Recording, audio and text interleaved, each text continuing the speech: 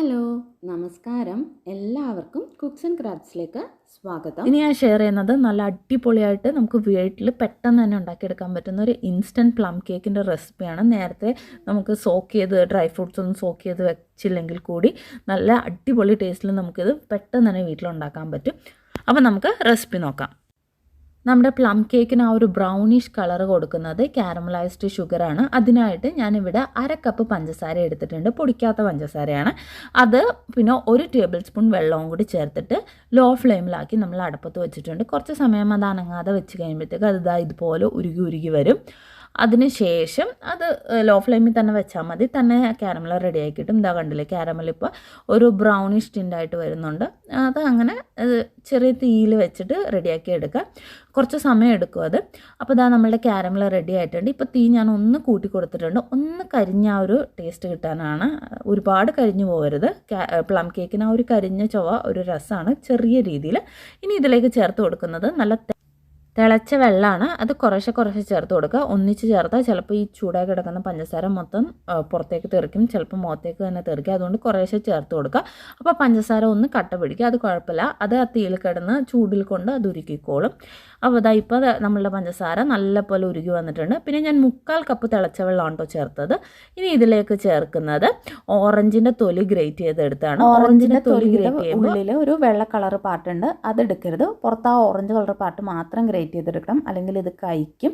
ഇനി ഇതിലേക്ക് ഒരു 1/4 കപ്പിൽ കുറച്ചും കൂടി കൂടുതൽ ടൂട്ടി ഫ്രൂട്ടി, ഒരു 1/4 കപ്പോളം ഡേറ്റ്സ്, 1/4 കപ്പ് റൈസിൻസും കൂടി ചേർത്ത് കൊടുക്കുക. ഡേറ്റ്സ് എടുക്കുമ്പോൾ കുറച്ച് ഡ്രൈ ആയിട്ടുള്ള ഡേറ്റ്സ് എടുക്കുന്നതാണ് നല്ലത്, അല്ലെങ്കിൽ അതങ്ങ് സോഫ്റ്റ് ആയിട്ടുള്ള ഡേറ്റ്സ് എടുത്താൽ ശരിയാവത്തില്ല കേക്കിന്.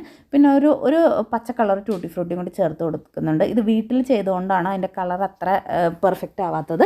ഇനി 1/4 കപ്പ് വീതം അണ്ടിപ്പരിപ്പും അതുമാതിരി ആൽമണ്ട്സും ചേർത്ത് കൊടുക്കാം. അത് ചെറുതായിട്ടൊന്ന് ഡ്രൈ റോസ്റ്റ് ചെയ്തിട്ട് നുറുക്കിയതാണ്. ഇപ്പോൾ ഞാൻ ചേർത്ത് കൊടുത്തേക്കുന്നത് 1 ടേബിൾ സ്പൂൺ ബട്ടറും കൂടിയാണ്. റൂം ടെമ്പറേച്ചറിലുള്ളതാണ് ചേർത്തത്. ഇതെല്ലാം കൂടി ചേർത്തിട്ട് നല്ല പോലെ ഒന്ന് ഇളക്കി യോജിപ്പിക്കുക. തീ ഒരു മീഡിയം ഫ്ലെയിമിൽ വെച്ചാൽ മതി.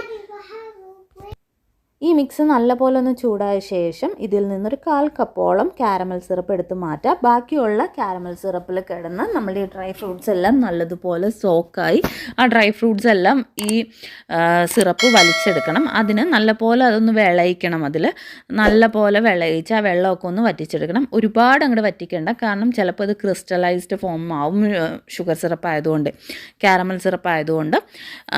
എന്നിട്ട് ഇത് നല്ലപോലെ തണുക്കാനായിട്ടൊന്ന് മാറ്റി വെക്കണം. ഇതൊരു 2 മണിക്കൂർ അല്ലെങ്കിൽ ഒരു തലേദിവസമൊക്കെ ഉണ്ടാക്കി വെക്കുകയാണെങ്കിൽ കുറച്ചും കൂടി ടേസ്റ്റ് കിട്ടും നമ്മളുടെ കേക്കിന്. അപ്പം തന്നെ ഉണ്ടാക്കിയാലും കുഴപ്പമൊന്നുമില്ല.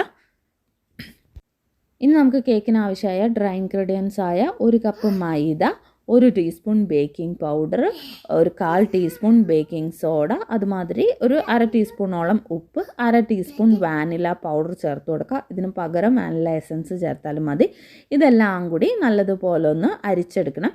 ഞാൻ ഇതിലേക്ക് ഒരു മെയിൻ ഇൻഗ്രീഡിയൻറ്റ് ചേർക്കാൻ മറന്നുപോയി, നമ്മളുടെ ഗരം മസാല. ഇത് പട്ട, ഗ്രാമ്പൂ, ജാതിക്ക് ഒരു 1/4 ഭാഗം ജാതി എല്ലാം കൂടി ഇട്ട് പൊടിച്ചിട്ട് അതിൽ നിന്നൊരു 1/2 ടീസ്പൂണിൽ കുറവാണ് ചേർത്ത് കൊടുത്തേക്കുന്നത്. ഒരുപാട് ചേർക്കരുത്, ആ കുത്ത് നിൽക്കും. പിന്നെ ഒരു 2 നുള്ളോളം ഏലക്ക പൊടിച്ചതും കൂടി ചേർത്ത് കൊടുക്കുക. ഇതും കൂടി ചേർത്തിട്ട് നല്ലപോലെ ഇതൊന്ന് അരിച്ചെടുക്കുക. അപ്പോൾ നമ്മളുടെ ഡ്രൈ ഇൻഗ്രീഡിയൻസിൻ്റെ മിക്സ് റെഡി ആയിട്ടുണ്ട്. ഇത് മാറ്റി വെക്കാം. ഇനി നമുക്ക് വെറ്റ് ഇൻഗ്രീഡിയൻസിൻ്റെ മിക്സ് റെഡിയാക്കുന്നതിന് മുമ്പ് ഒരു കേക്ക് ടിന്നിൽ നല്ലപോലെ ഒന്ന് ഓയിൽ ഗ്രീസ് ചെയ്തിട്ട് ഒന്ന് മൈദ ഡസ്റ്റ് ചെയ്ത് കൊടുക്കുക, അല്ലെങ്കിൽ ഒരു ബട്ടർ പേപ്പർ വെച്ച് കൊടുക്കുക. എൻ്റെ കയ്യിൽ ബട്ടർ പേപ്പർ തീർന്നിരിക്കുകയാണ്, അതാണ് ഞാനിങ്ങനെ ഡസ്റ്റ് ചെയ്തെടുത്തത്. ഇനി നമ്മുടെ ഓവൻ സെറ്റപ്പ് റെഡി ആയിട്ട് എടുക്കുക. നല്ല ചൂട് കെട്ടുള്ളൊരു പാൻ വെച്ചിട്ട് അതിൻ്റെ ഉള്ളിലേക്ക് ഒരു റിങ് ഇറക്കി വെച്ചിട്ട് ഇതിൻ്റെ അടപ്പ് വെച്ചൊന്ന് അടച്ച് മുകളിൽ എന്തെങ്കിലും വെയിറ്റ് വെച്ചിട്ട് അങ്ങനെ വെക്കുക. ഇതൊരു 10 മിനിറ്റ് പ്രീ ഹീറ്റ് ചെയ്യണം. ഇപ്പോൾ തീ കത്തിക്കേണ്ട. നമ്മളുടെ വെറ്റ് ഇൻഗ്രീഡിയൻസും ഡ്രൈ ഇൻഗ്രീഡിയൻസും കൂടി മിക്സ് ചെയ്യുന്ന ആ ഒരു സമയത്ത് തീ കത്തിച്ചാൽ മതി. അപ്പോൾ ഇത് കറക്റ്റായിട്ട് പ്രീ ഹീറ്റായി കിട്ടും. ഇനി നല്ല ഡ്രൈ ആയിട്ടുള്ളൊരു ബൗളിലേക്ക് 3 മുട്ട പൊട്ടിച്ചൊഴിക്കുക. റൂം ടെമ്പറേച്ചറിലുള്ള മുട്ട എടുക്കാൻ പ്രത്യേകം ശ്രദ്ധിക്കുക. അതിനുശേഷം നമ്മൾ ഇത് ഒന്നില്ലെങ്കിൽ ഹാൻഡ് ബീറ്റർ വെച്ച് അല്ലെങ്കിൽ ഇതുപോലെ ഒരു വിസ്ക് വെച്ച് നല്ലപോലെ ഈ മുട്ട ഒന്ന് പതപ്പിച്ചെടുക്കാം. ഇപ്പോൾ കണ്ടില്ലേ, ഇതൊരു പീൽ യെല്ലോ കളറായിട്ടുണ്ട്. ഇനി ഇതിലേക്ക് 1 കപ്പ് പൊടിച്ച പഞ്ചസാര ചേർത്ത് കൊടുക്കുക. അതൊരു 2-3 പ്രാവശ്യമായിട്ട് ചേർത്തിട്ട് നല്ലപോലെ ഇങ്ങനെ ഒന്ന് മിക്സ് ചെയ്ത് നല്ലപോലെ മുട്ടയും പഞ്ചസാരയും കൂടെ അടിച്ച് പതപ്പിക്കുക. പഞ്ചസാര ഞാൻ ഗരം മസാല പൊടിച്ച മിക്സിയിലാണ് പഞ്ചസാര പൊടിച്ചത്, അതാണ് അതിലൊരു ഇടയ്ക്കിടയ്ക്ക് ഒരു ബ്രൗൺ കളർ കാണുന്നത്. ഇനി ഇതിലേക്ക് ഒരു 1/4 കപ്പും 1 ടേബിൾ സ്പൂണും കൂടി ഉരുക്കിയ ബട്ടർ ചേർത്ത് കൊടുക്കുക. ഒരു 1/4 കപ്പോളം സൺഫ്ലവർ ഓയിലും ചേർത്ത് കൊടുക്കുക. ഇതെല്ലാം കൂടി പതുക്കെ ഒന്ന് മിക്സ് ചെയ്തെടുക്കുക വിസ്ക് വെച്ച്. അതിനുശേഷം ഇത് നമ്മൾ ആദ്യമേ വിളയിച്ചിട്ട് തണുക്കാൻ വെച്ചിരുന്ന ഡ്രൈ ഇൻഗ്രീഡിയൻസിൻ്റെ മിക്സിലേക്ക് 1 ടേബിൾ സ്പൂൺ മൈദപ്പൊടി ചേർത്ത് കൊടുത്ത് നല്ലപോലെ ഒന്ന് മിക്സ് ചെയ്ത് കൊടുക്കുക. ഇങ്ങനെ ചെയ്യുന്നത് നമ്മളുടെ ഡ്രൈ ഇൻഗ്രീഡിയൻസ് എല്ലാം കേക്കിൻ്റെ അടിയിൽ മാത്രം ചെല്ലാതെ കേക്കിൽ ഫുൾ സ്കാറ്ററായിട്ട് നമുക്ക് കിട്ടാനാണ്. അതിനുശേഷം നമ്മൾ ഈ മുട്ടയുടെ മിക്സിലേക്ക് നമ്മൾ 1 ടേബിൾ സ്പൂൺ ഇങ്ങനെ മൈദ കോട്ട് ചെയ്ത് നട്ട്സിൻ്റെ മിക്സ്, പിന്നെ 1.5 ടേബിൾ സ്പൂണോളം നമ്മളുടെ ഡ്രൈ ഇൻഗ്രീഡിയൻസ് മിക്സും കൂടി ചേർത്തിട്ട് വിസ്ക് വെച്ച് ഇങ്ങനെ ഒന്ന് മിക്സ് ചെയ്തെടുക്കുക. ഇത് ഫോൾഡ് ചെയ്തെടുക്കാൻ ബുദ്ധിമുട്ടായിരിക്കും, അതുകൊണ്ട് ഞാൻ വിസ്ക് ഉപയോഗിച്ച് മിക്സ് ചെയ്തെടുക്കുകയാണ്. പക്ഷേ ഒരുപാട് ബലം കൊടുത്ത് മിക്സ് ചെയ്യരുത്, പതുക്കെ ഇതുപോലെ ഇങ്ങനെ മിക്സ് ചെയ്തെടുക്കുക. അങ്ങനെ ഒരു 3-4 പ്രാവശ്യമായിട്ട് നമ്മളുടെ മിക്സ് നല്ലപോലെ ഒന്ന് മിക്സ് ചെയ്തെടുക്കുക. ഇങ്ങനെ നമ്മൾ ചെയ്യുകയാണെങ്കിൽ കേക്കിൽ ത്രൂ ഔട്ട് നമുക്ക് ഡ്രൈ ഇൻഗ്രീഡിയൻസിൻ്റെ മിക്സ് കിട്ടും, അല്ലാതെ താഴത്ത് മാത്രം പോയി ഇങ്ങനെ സെഡിമെൻറ്റ് ചെയ്ത് കിടക്കത്തില്ല. ഇത് നമ്മളുടെ സാധാരണ കേക്ക് ബാറ്റർ മാതിരി ഒരുപാട് ലൂസല്ല, കുറച്ച് കട്ടി ഉണ്ടാകും, എന്നിട്ട് ഒരുപാട് കട്ടിയല്ല. ഇനി ഇതിലേക്ക് നമ്മൾ ആദ്യമേ മാറ്റി വെച്ചിരുന്ന കാരമൽ സിറപ്പും കൂടി ചേർത്ത് കൊടുക്കുക. ഇതിൽ ആ ടൂട്ടി ഫ്രൂട്ടിയുടെ ആ ഒരു പച്ച കളറ് കാരമൽ സിറപ്പിലേക്ക് ഇറങ്ങിയിട്ടുണ്ട്, അതാണ് അതിനൊരു ഗ്രീൻ ടിൻറ്റ്, അല്ലാതെ കരിഞ്ഞു പോയതല്ല കേട്ടോ. ഇതെല്ലാം കൂടി നല്ലപോലെ ഒന്ന് ഫോൾഡ് ചെയ്തെടുക്കുക. ഇനി നമ്മൾ നേരത്തെ തയ്യാറാക്കിയ കേക്ക് ടിന്നിലേക്ക് ഈ ബാറ്റർ ട്രാൻസ്ഫർ ചെയ്ത് കൊടുക്കുക. ഇത് 7 ഇഞ്ചിൻ്റെ കേക്ക് ടിന്നാണ്. ശരിക്കും ഈ ബാറ്റർ കൊണ്ട് നമുക്ക് 9 ഇഞ്ച് വരെയുള്ള കേക്ക് ഉണ്ടാക്കിയെടുക്കാൻ പറ്റും. അന്നത്തെ ഒരു സ്ക്യൂവർ വെച്ച് ജസ്റ്റ് ഇങ്ങനെ ഒന്ന് അവിടെ ഇവിടെയൊക്കെ വരഞ്ഞു കൊടുത്തിട്ട് നല്ലപോലെ ഒന്ന് ടാപ്പ് ചെയ്ത് കഴിഞ്ഞ് ഇതിൻ്റെ ഉള്ളിൽ എന്തെങ്കിലും എയർ ബബിൾസ് ട്രാപ്പ് ചെയ്തിട്ടുണ്ടെങ്കിൽ അത് പോയി കിട്ടും. ഇനി നമ്മൾ ആദ്യമേ തയ്യാറാക്കിയ ഓവൻ സെറ്റപ്പിലേക്ക് ഈ കേക്കിൻ്റെ മോൾഡ് ഇറക്കി കൊടുക്കുക. അതിനുശേഷം അതിൻ്റെ മുകളിൽ കുറച്ച് ഇങ്ങനെ കാഷ്യൂ നട്ട്സും റൈസിൻസും ഒക്കെ വെച്ച് നമുക്ക് ഇഷ്ടമുള്ള രീതിയിലൊന്ന് ഡെക്കറേറ്റ് ചെയ്തെടുക്കാം. ഇതിങ്ങനെ ഡെക്കറേറ്റ് ചെയ്ത ശേഷം അടച്ചു വെച്ച് മുകളിൽ വെയിറ്റ് വെച്ചിട്ട് 2 മിനിറ്റ് ഹൈ ഫ്ലെയിമിൽ വെക്കാം, മീഡിയം ഹൈ ഫ്ലെയിമിൽ. അതിനുശേഷം ലോ ഫ്ലെയിമിലാക്കിയിട്ട് 1 മണിക്കൂറിൽ കൂടുതൽ എന്താണെങ്കിലും വേണ്ടി വരും ഈ കേക്ക് ഇങ്ങനെ ബേക്ക് ചെയ്തെടുക്കാൻ. പിന്നെ ഓരോരുത്തരുടെ ഗ്യാസ് അനുസരിച്ച് മാറിക്കിട്ടും. പ്ലം കേക്കിന് സാധാരണ കേക്കിനേലും വേവ് കൂടുതലാണ്.